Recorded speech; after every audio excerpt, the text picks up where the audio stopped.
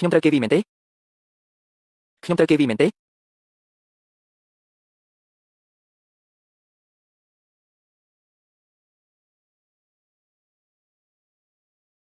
អាមនុស្សឈួតឆាប់ទទួលទូរស័ព្ទទៅ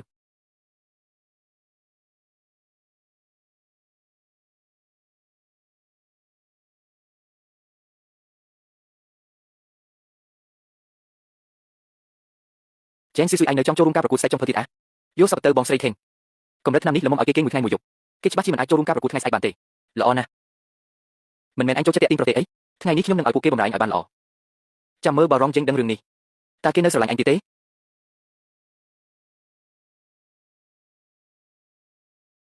ស្អិតរមួតមែនមិនជួបគ្នាបន្តិចសោះទេមកចាំលេះ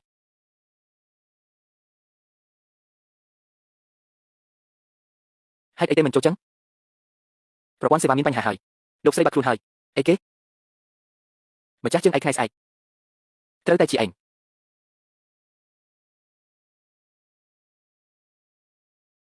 ហាហាឯងនៅក្មេងខ្ចីណាស់ពួកយើងថ្ងៃនេះសំណាងហើយយ៉ែងស៊ឺស៊ុយកុំបន្ទោសពួកយើងអីបើចាំបន្ទោសគឺបន្ទោសខ្លួនឯងដែលទៅប៉ះពាល់មនុស្សមិនគួរហាហាហា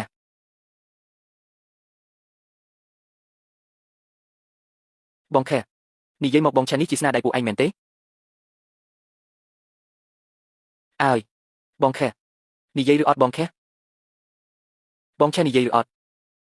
បងឆាខ្ញុំពួកយើងគ្រាន់តែធ្វើតាមគេជួលប៉ុណ្ណោះតើនាងលៃមានន័យថាម៉េចឡាយយល់លោកប្រធានឆែន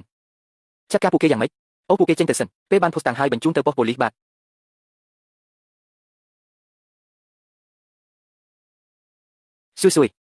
ស៊ុយដឹងខ្លួនឡើងខ្ញុំសុំទោសមកពីខ្ញុំមិនបានទទួលទូរស័ព្ទជេងស៊ុយទៅថ្ងៃមុខខ្ញុំមិនធ្វើឲ្យអូនខឹងទៀតទេ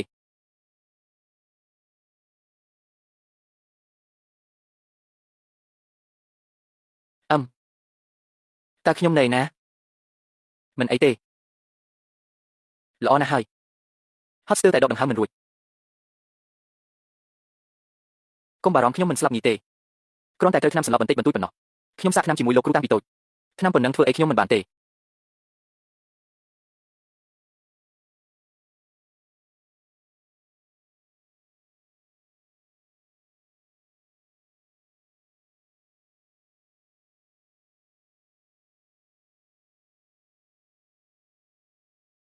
ជាប់ជប់ប្រកួតចិត្តបិទហើយអ្នកមិនទាន់មកដល់ត្រូវចាត់ទុកថាបោះបង់បីហេតុអីនាងមិនទាន់មកទៀតពីជាងស៊ឺស៊ុយអញគ្មានឱកាសទេមួយចាំបន្តិចនៅមានខ្ញុំអ្នកទៀតចាំបន្តិចនៅមានខ្ញុំអ្នកទៀតមានរឿងអីហ្នឹងហេតុអីនាងនៅទីនេះមិនមែននាងត្រូវគេឃុំខ្លួននៅសន្តាគារទេអីសំណាងល្អមកតាន់ពេលនរណាទៅដឹងថាអាមនុស្សឈួតនោះកម្លាំងខ្លាំងម្ល៉េះព្រឹកមិញស្ទើរតែក្រោកមិនរួចខូចការអស់ខ្ញុំដឹងថាឯងច្បាស់ជាមកប្រកបណាស់តែការប្រកួតតម្រូវឲ្យមានគណៈកម្មការ3នាក់តើគណៈកម្មការមកចូលអីមានតែ2នាក់លោកគ្រូលេនឹកស្មានមិនដល់សោះថាលោកក៏ចូលរួមប្រកួតឆ្នាំនេះដែរតើលោកគ្រូលេខ្លាំងពូកែណាស់មែនទេសូម្បីលោកគ្រូលេក៏មិនស្គាល់ដែរពិតជាគ្មានចំណេះដឹងមែនលោកគ្រូលេត្រូវបានគេហៅថាអណ្ដាតមាសមិនថាមុខមហូបស្មុគស្មាញប៉ុណ្ណាទេឲ្យតែគាត់បានភ្លុកគាត់ដឹងពីគ្រឿងផ្សំនិងគ្រឿងទេសភ្លាមការដាក់ពិន្ទុរបស់គាត់គឺគួរឲ្យទុកចិត្តបំផុតគ្រាន់តែអណ្ដាតពូកែបន្តិចសោះតើមើលទៅមិនឃើញមានអីអស្ចារ្យផងហ៊ាននិយាយបង្ខូចគណៈកម្មការផងអញច្បាស់ជាមិនគោរពការប្រកួតទេគ្រាន់តែនិយាយការពិតសោះក៏មិនបានហើយអ្នកទាំងអស់គ្នាជាបេក្ខជនឆ្នាំនេះមិនថានរណាឈ្នះទេមិត្តភាពជាចម្បងមិត្តភាពជាធំនឹកស្មានមិនដល់ថាលោកគ្រូលេចិត្តល្អមិនចង់គំនុំសោះ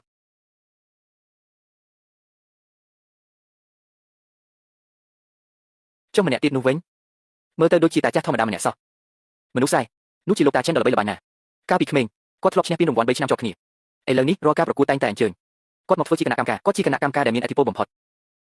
ការប្រកួតសប្តាហ៍ថ្ងៃនេះកាន់តែធ្លាក់ចុះពីមួយឆ្នាំទៅមួយឆ្នាំសូម្បីតែសម្រាប់បែបនេះក៏ចូលវគ្គផ្ដាច់ព្រាត់បានដែរខ្ញុំមើលទៅវិស័យនេះចប់សពគ្រប់ហើយលោកតាចិនយើងមិនដែលស្គាល់គ្នាទេហេតុអីលោកនិយាយបែបនេះកញ្ញាយាងពិតជាភ្លេចច្រើនមែនកាលពីការប្រកួតចំអិនម្ហូបនៅSheinនាងពាក់ម៉ាស់បិទមុខប្រកួតជាមួយយីសគ្មានការគោរពចំពោះការប្រកួតតតែសោះមនុស្សដូចនាងមិនមែនជាសម្រាប់ទេអីខ្ញុំប្រកួតជាមួយយីសឬមួយគាត់ចង់និយាយពីពេលដែលឡាយយយខ្លាចបន្លំជាខ្ញុំនៅSheinលើកមុនប៉ុន្តែខ្ញុំបានបកស្រាយច្បាស់ហើយតើហេតុអីក៏ទៅជាបែបនេះខ្លាចជាមនុស្សបោកប្រាស់ទៅវិញសម្រាប់បែបនេះក៏សំចូលវគ្គផ្ដាច់ព្រាត់ដែរបើមិនមែនដោយសារប្រើលុយសូកប៉ាន់តាមច្រកក្រោយទេនោះឡាយយយនាងជាអ្នកចាញ់សោះហ៊ានមកមើលងាយខ្ញុំផងនាងកុំអួតពេកជាងស៊ុយទោះជានាងចូលដល់វគ្គផ្ដាច់ព្រាត់ក៏យ៉ាងមិនដែរម្ចាស់ពានរង្វាន់មានតែខ្ញុំម្នាក់គត់នាងគ្រាន់តែជាអ្នកមកហែហោប៉ុណ្ណោះបើនាងមានទំនុកចិត្តខ្លាំងមែនហេតុអីលួចដាក់ថ្នាំសន្លប់ខ្ញុំមិនមែនព្រោះតែខ្លាចចាញ់ខ្ញុំទេអីមិនមែនព្រោះតែខ្លាចចាញ់ខ្ញុំទេអីនាងដឹងអស់ហើយចង្រៃណាស់ចុះឡងចេញដឹងដែរទេចាំចប់ការប្រកួតខ្ញុំនឹងគិតបញ្ជីជាមួយនាង Jeng Sui, នាងគ្រាន់តែជាអ្នកបម្រើក្រីក្រគ្មានឈ្មោះល្បីម្នាក់ចូលរួមការប្រកួតនេះបានព្រោះតែសំណាងល្អប៉ុណ្ណោះមិនដូចបងស្រីយូរីរបស់យើងដែលមានសមត្ថភាពនិងប្រើប្រាស់គ្រឿងផ្សំលំដាប់ខ្ពស់បំផុតនោះទេតើនាងយកអ្វីមកប្រៀបធៀបខ្ញុំប្រើរឿងនេះមកពីសមុទ្រខាងកើតជ្រើសរើសតែរបស់ស្រស់បំផុតក្នុងរដូវកាលនិងថតល្អបំផុតហើយឲ្យស្ទន់នេះទៀតនាំចូលពីប្រទេសបារាំងឆ្ងាញ់ពិសាសាច់ស្រស់មានជាតិទឹកញ៉ាំទៅស្រួយឆ្ងាញ់ណាស់មានក្លិនផ្លែឈើពិតពិសេសគ្រឿងផ្សំថ្លៃទាំងនេះហត់និងខាត់ពេលណាស់តែរសជាតិឆ្ងាញ់ឥតខ្ចោះអញមានអីមកប្រៀបរឿងគ្រឿងផ្សំពិតជាចំណុចខ្សោយខ្ញុំមែនចុះយ៉ាងម៉េចទូគ្រឿងផ្សំល្អយ៉ាងណាបើចំណែកធ្វើមិនកើតក៏នៅតែខូចខាតដែរហ៎ច្រណែនខ្ញុំមែនទេយកគ្រឿងផ្សំអន់បែបនេះមកប្រកួតច្បាស់ជាចាញ់ហើយមើលងាយគ្នាពេកហើយបើប្រកួតធ្វើម្ហូបវាស់តែលើគ្រឿងផ្សំចាំបាច់រៀបចំធ្វើអីទៀតចង់ទៅយីកាន់ជើងចែងស៊ូម្លេះឬមួយស្រឡាញ់នាងហើយទូគ្រឿងផ្សំល្អក៏ធ្វើអីខ្ញុំមិនបានដែរការប្រកួតឆ្នាំនេះខ្ញុំនៅតែជាម្ចាស់ពានការប្រកួតឆ្នាំនេះខ្ញុំនៅតែជាម្ចាស់ពានក្រអើក្រទុំណាស់ខ្ញុំនឹងប្រឹងគណៈកម្មការឲ្យវិតម្លៃគ្រឿងផ្សំរបស់ឯងបើមិនចប់ការវិតម្លៃឯងនឹងត្រូវដកសិទ្ធិប្រកួតភ្លាមទោះបីជាជាប់ក៏ដោយក៏ខ្ញុំមានវិធីដេញឯងចេញដែរថោកទាបណាស់មិនដឹងថាសិនវិញជីរៀបចំគ្រឿងផ្សំដល់ណាហើយទេអូអ្នកបម្រើលោកគ្រូខ្ញុំរកឃើញគ្រឿងផ្សំហើយរកឃើញហើយខ្ញុំសុំមុនគេនេះជាផ្សិតត្រប់អ៊ីតាលីវាដុះនៅក្បែរឫសឈើក្នុងព្រៃជ្រៅពិបាករកណាស់ត្រូវចំណាយពេលនិងប្រើឆ្កែវឹកហាត់ពិសេសទើបរករកបានបន្តិចហ្នឹងលោកស្រី Shen មើលរបស់ខ្ញុំវិញញៀវបារាំងដុះតាមធម្មជាតិរយៈពេល7ឆ្នាំទើបបានទំហំប៉ុណ្នេះសាច់ស្រស់ផ្អែមឆ្ងាញ់មានក្លិនសមុទ្រធម្មជាតិទឹកតាមយន្តហោះផ្ទាល់ពីបារាំងនៅរស់រវើកតែម្ដងមើលរបស់ដែលខ្ញុំរៀបចំវិញជាពងត្រី caviar ដកកម៉វាលូតលាស់យឺតណាស់លុះត្រាតែអាយុលើ60ឆ្នាំទើបអាចធ្វើជាពងត្រីនេះបានវាប្រៀបដូចជាផ្លែយិនសិនក្នុងសមុទ្រ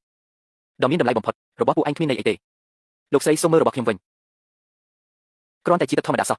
មានអីប្លែកទៅនេះជាទឹកសន្សើមដើមនីតិក្រដៅឥឡូវចូលដល់រដូវក្តៅហើយខ្ញុំទៅដល់កន្លែងដាច់ស្រយាលរកឃើញភូមិធម្មជាតិមួយដើម្បីប្រមូលទឹកសន្សើមរាប់ព្រឹកប្រមូលកន្លះខែទៅបានប៉ុណ្ណេះគ្រឿងផ្សំលំដាប់គូច្រើនម្លេះមួយជីវិតនេះទើបតែឃើញលើកដំបូងពិតជាអស្ចារ្យពេកហើយហ៊ានប្រើគ្រួសារធំទាំង4ឲ្យផ្ញើគ្រឿងផ្សំមកឲ្យនេះជាគ្រឿងផ្សំដែលលោក Shen រកឲ្យ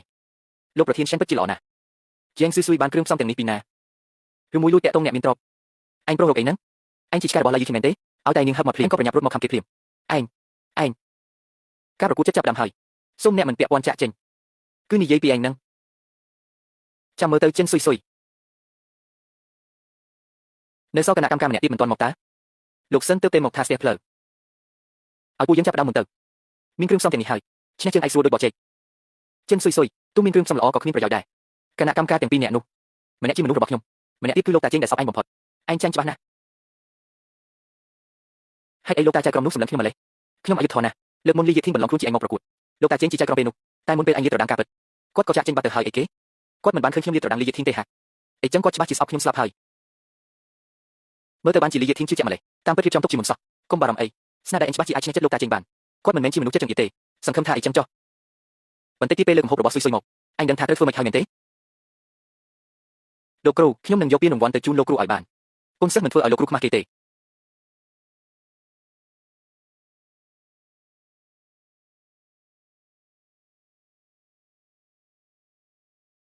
នេះជាស្នៀកកំបិតក្នុងរឿងព្រេងតើគេថាត្រីដែលហាន់ដោយស្នៀកកំបិតនេះសរសៃប្រសាទវាមិនទាន់មកផងពេលញ៉ាំចូលមាត់សាច់ត្រីនៅកម្រិតទៀតគ្រឿងផ្សំសបែបនេះបើមិនធ្វើម្ហូបត្រីរស់មិននឹងកើតប្រឹងឡើង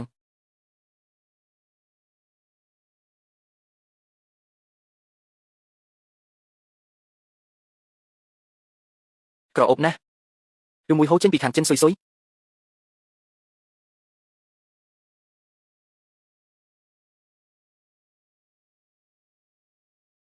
ចង្រៃយ៉ាហាហ្វូរងចឹងហ៊ានទាំងរកគ្រឿងផ្សំថ្លៃឲ្យនាងទៀតពិតជាសេកញ្ជ្រងមែនខ្ញុំពូកែចឹងឯងខឹងក៏គ្មានប្រយោជន៍ដែរធ្វើឆ្ងាញ់យ៉ាងណាក៏គ្មានប្រយោជន៍ដែរគង់តែផ្អែកលើបន្ទុកចៅក្រមដើម្បីឈ្នះចាញ់ដដែលចាំមើលអញអួតបានដល់ពេលណា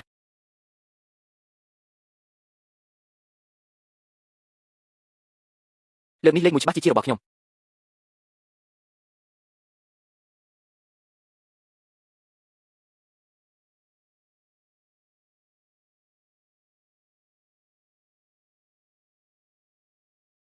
ម្ហូបមួយមុខនេះគ្រឿងផ្សំស្រស់និងទន់ល្អណាស់ពិតជាឆ្ងាញ់ជាប់ចិត្តមែនស្មានតែមានបាក់ពួកលីយេធីងក្នុងចំណោមចែកក្រុមតើមើលទៅខ្ញុំគិតច្រើនពេកហើយ